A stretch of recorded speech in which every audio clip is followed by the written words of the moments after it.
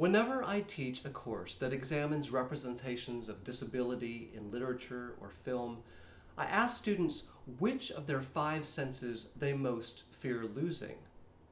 Invariably, a majority cite vision as their most important sense, the ability to navigate their surroundings independently, steer clear of danger, and appreciate the world's beauty hinges heavily on this particular faculty.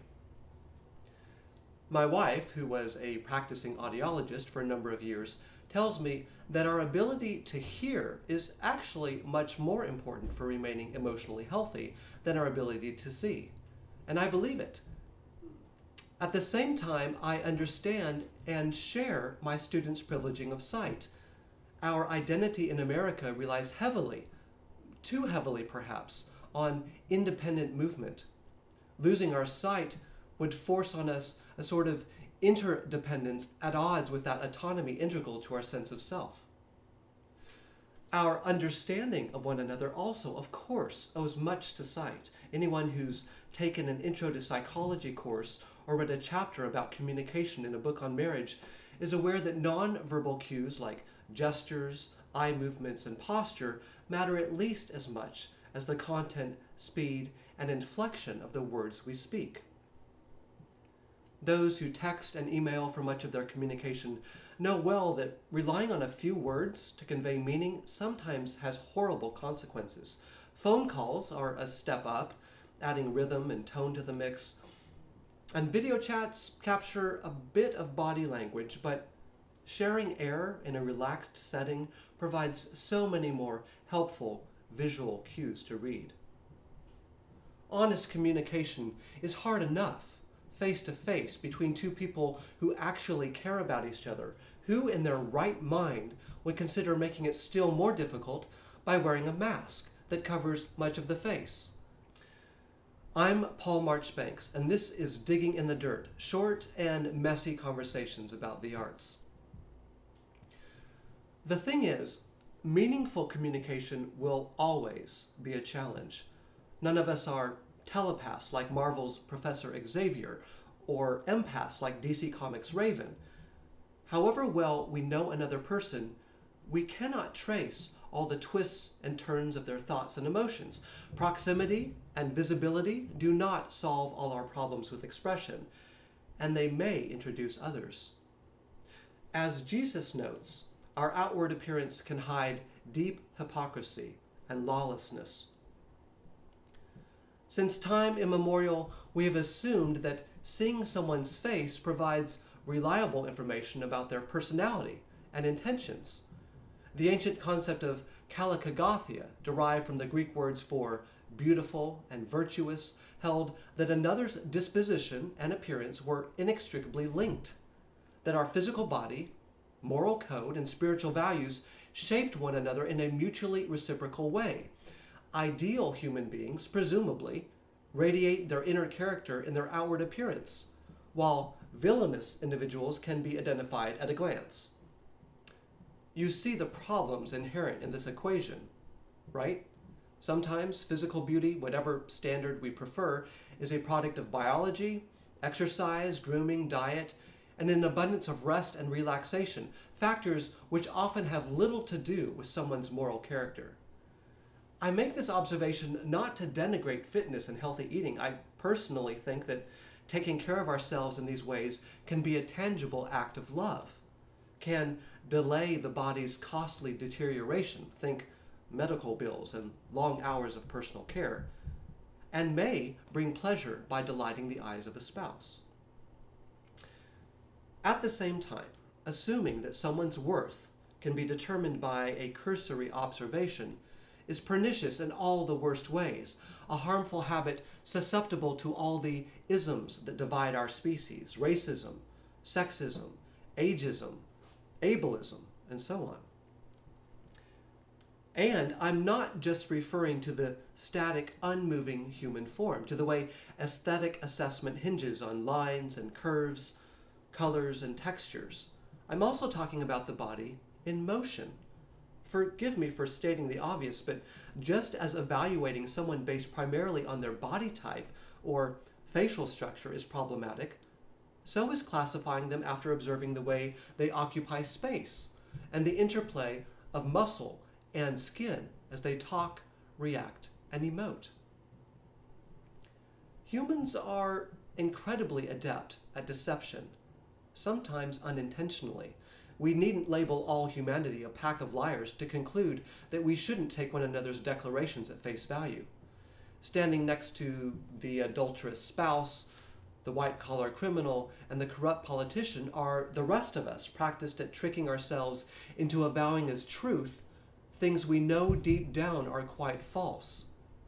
As the prophet Jeremiah observes, the heart is deceitful above all things and desperately sick. Who can understand it? Our skill at self-deception, combined with anxiety about letting someone else know our innermost being, means that getting to know someone at more than a surface level is challenging and deserves all the attentiveness, patience, and kindness we can muster.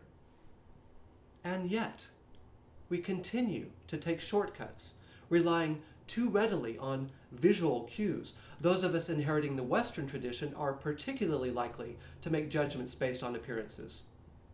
Ever since the visual art of the Renaissance redirected the artist's eye back to the beauty of nature and the human body, we have grown increasingly comfortable with weighing others' looks in personal and professional ways.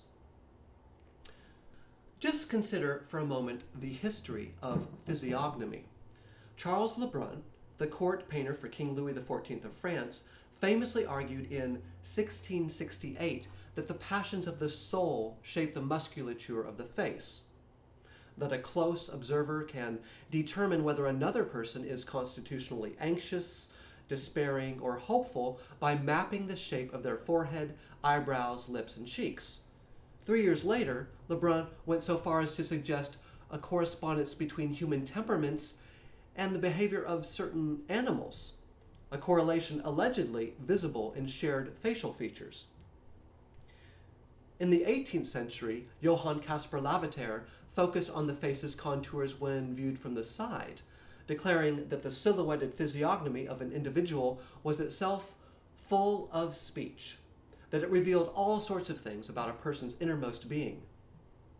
Early in the 19th century, German physiologist Franz Josef Gall and Johann Spurzheim added cranioscopy, later known as phrenology, to the mix, claiming that the bone structure of one's head represented the terrain of one's cognitive faculties.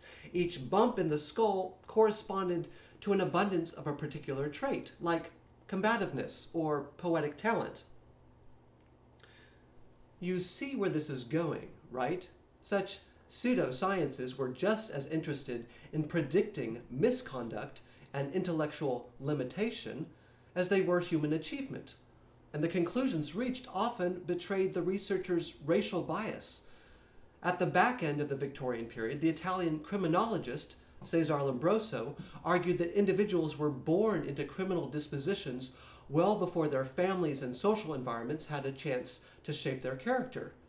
Features like a sloping forehead or asymmetrical face supposedly indicated a predisposition to vile behavior like theft, rape, and murder.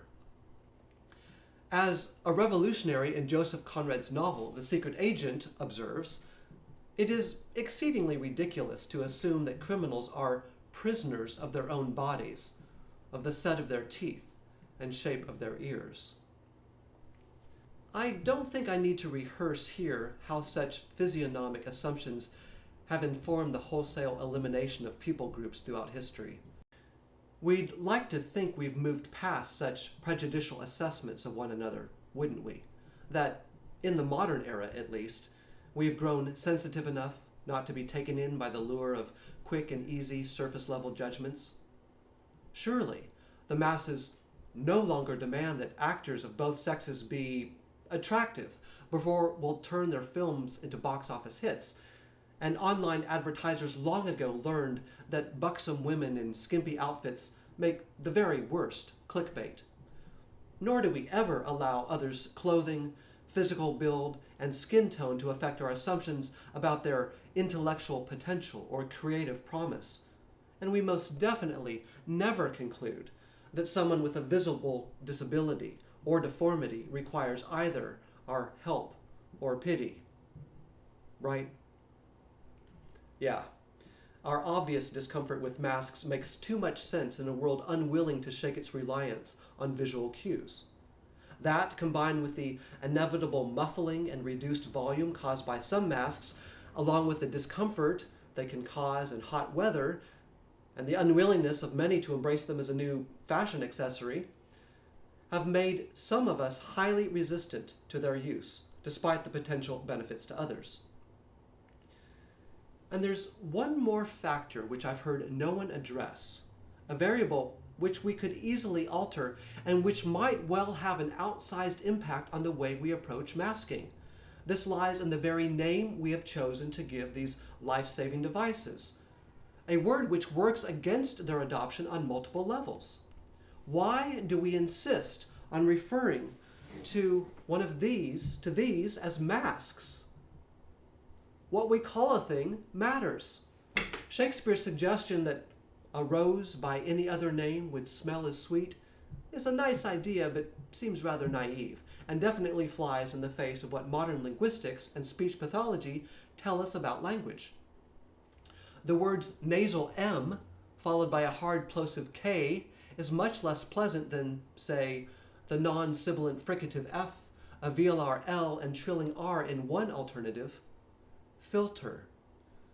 Personally, I like the monosyllabic veil even more as a substitute, though its distracting connections to weddings and the Middle Eastern niqab make this option seem untenable. This is the very thing I'd like to consider for a moment, all the associations which the word mask carries with it. Some wear a mask to hide their identity and evade certain social controls that would otherwise regulate their actions. For centuries, the masquerade ball freed wealthy aristocrats to engage in more playful, flirtatious, and licentious behavior than they were comfortable conducting in broad daylight. Original participants in All Hallows' Eve rituals may have worn costumes in part to protect themselves from wandering souls, but modern-day Halloween outfits have developed an uncanny ability to foment reckless, cruel, and lewd behavior. Some masks merely encourage imaginative play. Notice the authentic lion's hair woven into this child's homemade Aslan mask. Some masks, however, tend to open the floodgates. One needn't wear a mask imbued with magical transformative powers, like Jim Carrey's Stanley Ipkiss, to allow a face covering to suspend one's normal values and utterly reshape their behavior. Yes, I do live in a college town. Enough said.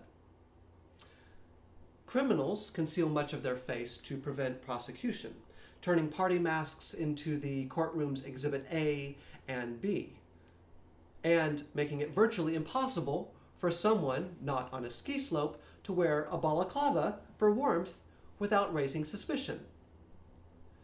The vigilantes and superheroes who hunt down those felonious types follow suit, suiting up with masks down to protect themselves and their families from retribution when they're not on the clock. If we have access to the resources of the Mission Impossible force, we might even wear a mask to infiltrate the enemy or to pull information from a recalcitrant captive. As you can see, the word mask carries far too many negative connotations. A lack of transparency, possible deception, and sometimes aggression. I suggest we rename this bit of apparel and have determined from this point forward to refer to these face coverings, whether they're homemade or medical variants like the KN95, as filters. Instead of drawing attention to their potentially antisocial properties, I'd like to emphasize the reason we should be wearing one every time I name it. This may seem a moot point, with more of us receiving vaccines and infection levels dropping around the country. Will this soon become an irrelevant, forgotten issue? I doubt it.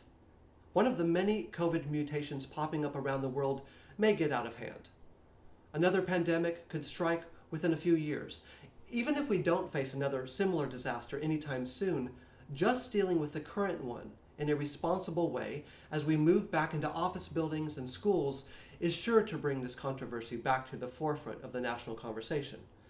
This issue will continue to fracture communities if we don't learn to reframe it.